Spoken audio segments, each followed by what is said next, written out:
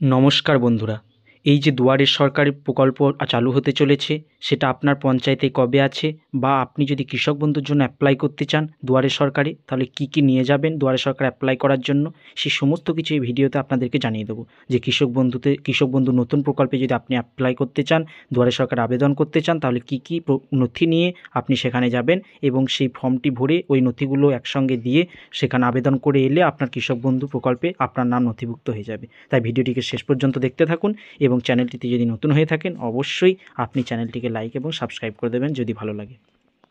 দেখুন, আপনার পঞ্চায়েতে কবে ক্যাম্প আছে বা আপনার পঞ্চায়েতে দুয়ারে সরকারের ক্যাম্প কবে বসছে, সেই সমস্ত কিছু নিয়ে আপনাদেরকে আগেই ভিডিওতে বলে দিয়েছি কিভাবে আপনারা মোবাইলে দেখে নিতে পারবেন যে আপনার গ্রাম পঞ্চায়েতে কবে ক্যাম্প বসতে চলেছে বা কবে ক্যাম্প আছে।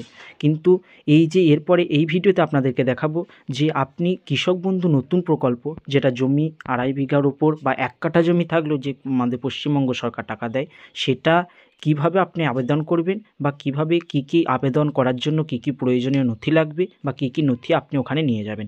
দেখুন, এখানে আপনি সার্চ করে নেবেন। সার্চ করার পরে দুয়ারে সরকার বলে সার্চ করার পরে দেখবেন এরকম একটা অপশন চলে আসবে।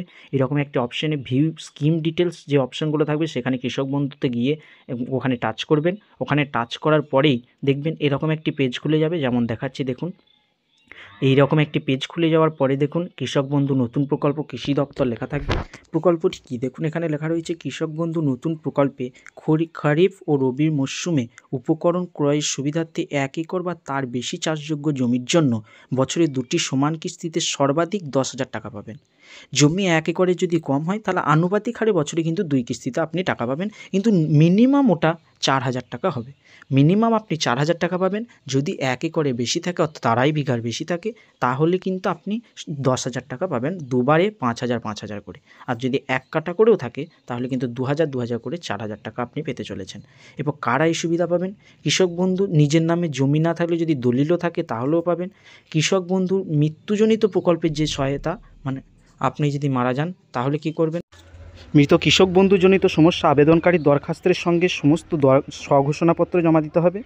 জমা দেওয়ার পরে এই যে কী ডকুমেন্টস লাগবে দেখুন, এখানে দুয়ারে সরকার শিবির, আপনি ওখানে গিয়ে যোগাযোগ করতে পারেন যে কী লাগবে। সাম্প্রতিক পর্চা দিতে হবে, আপনার যে পর্চা, মৃত্যু ব্যক্তির যে শংসাপত্র, মৃত্যুর শংসাপত্র মানে ডেথ সার্টিফিকেট লাগবে। ডেথ সার্টিফিকেট দেওয়ার পরে এই যে আপনার দেখুন গ্রামীণ এলাকা যে ভিডিও আছে তার একটা সই লাগবে, বা তার একটা আপনার যে আইনসম্মত উত্তরাধিকার যে শংসাপত্র সেই সমস্ত তথ্য লাগবে। স্বাস্থ্যসাথী কার্ড লাগবে। ব্যাঙ্ক অ্যাকাউন্ট, আপনার যে ব্যাঙ্ক অ্যাকাউন্ট আছে সেটা আবেদনকারীর ব্যাঙ্কের নাম হতে হবে, মানে আপনার নামে ব্যাঙ্ক অ্যাকাউন্ট থাকতে হবে।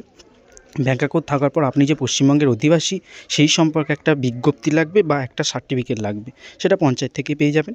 আর যে আপনার যে আবেদনপত্র দাখিল করার সেগুলো সমস্ত কিছু সত্য, সেটা আপনাকে দেখিয়ে দিতে হবে। ধন্যবাদ।